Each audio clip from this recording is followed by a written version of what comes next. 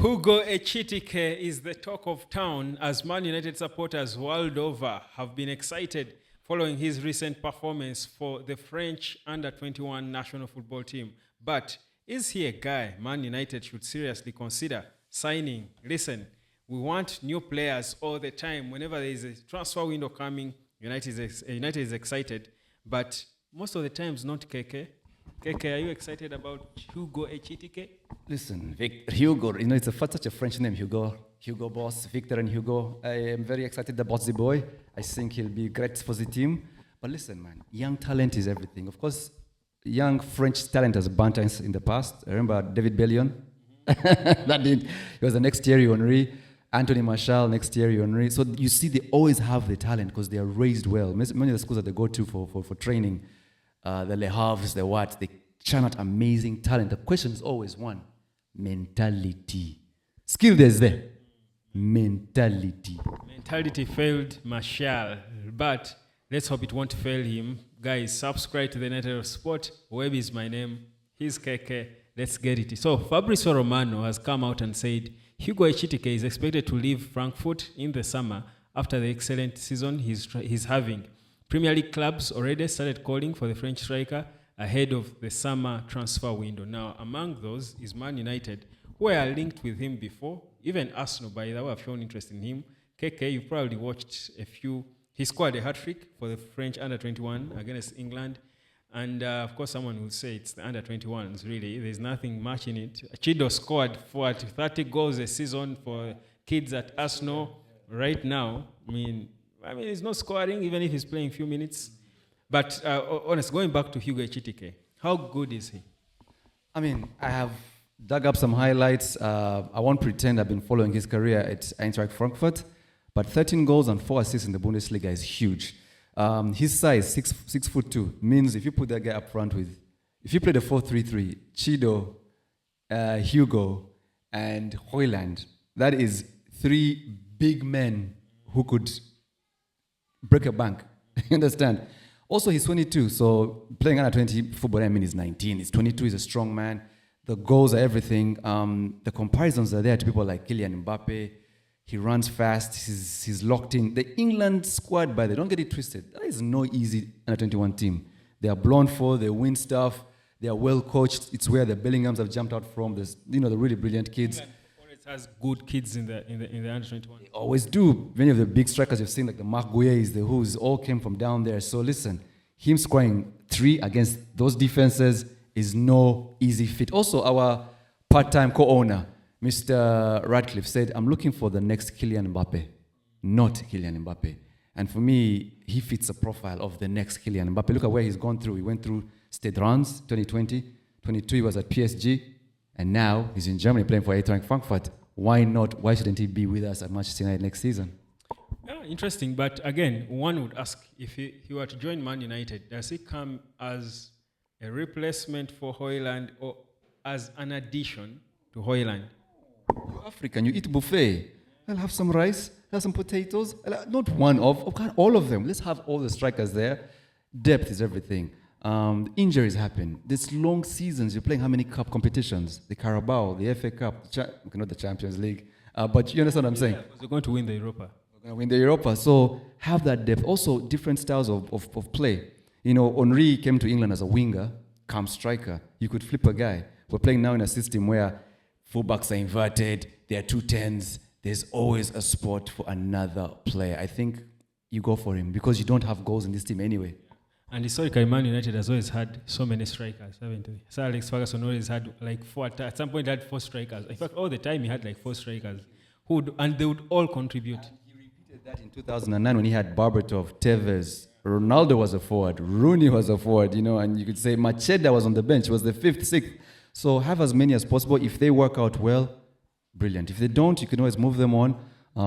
Again, we look to have players who can fit into our financial plan. Because in this summer, we don't have the financial muscle that Liverpool, Arsenal, and our rivals will have. We're going to be playing with pennies. And if this guy fits in what we're trying to do, he's 22, he's young, he's strong, I take him. What's the history with players from the Bundesliga to the Premier League? Is the history fair on them? Let's see. Shinsi Kagawa, out of 10. Ike Gundogan. Erling Haaland. You see what I mean? So, I mean, it's not a bad place to come. You've seen Mikel Ballack, you've seen many. And then Harry Kane, though, but most of the reverse is also true. When guys go to the Bundesliga, they light up. So the defense is there a bit crap. But the thing you always outlook forward to is mentality, physic. Because if you come as a small guy like Shinji Kagawa, you may fail to make it in the Premier League. But a big, imposing guy like this dude who still has space to fill out, he's still growing into his body, I think you take him. And then there was talk before, when Erik ten Hag was still there, that United were planning to sign an older striker. And by that time, we were talking about Harry Kane and a few others, 27 and above, an older striker for the young Chidos. And okay, by then, Zach was viewed as a number 9, who clearly isn't. That again begs the question, then, do we stick to that plan? Do we still need a little older, more experienced guy for Højlund and Chido to learn from, or do you just bring them kids in there, throw them in, and let them compete with each other? Same age? I mean, I think the whole older thing has been also overblown to proportion. We've had Cavani, Falcao, we've had Woodweg-Horst, we've had people like Henrik Larsson in the past.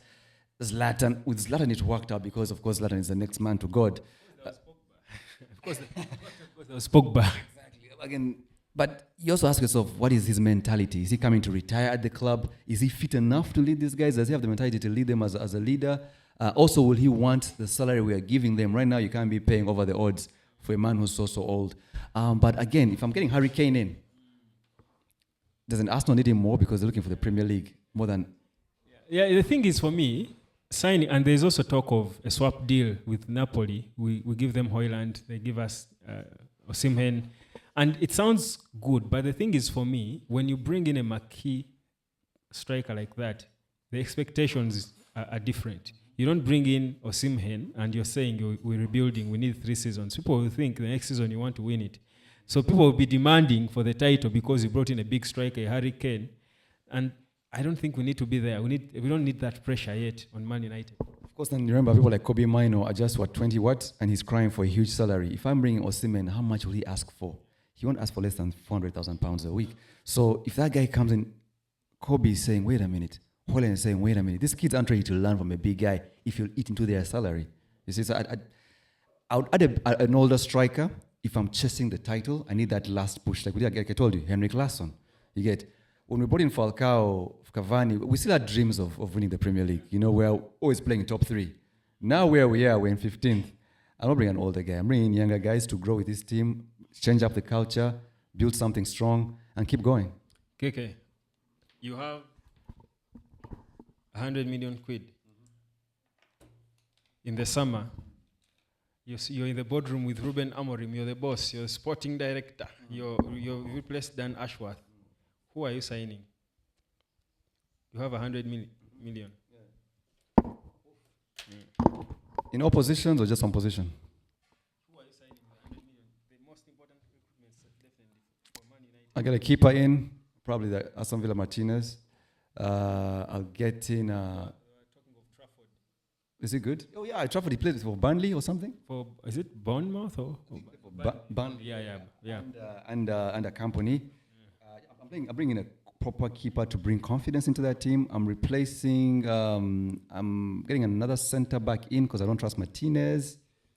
And because if I'm playing 5 at the back or 3, then center backs, I'm not going to trust Martinez. I'm not going to trust Maguire at his age. You won't trust Haven?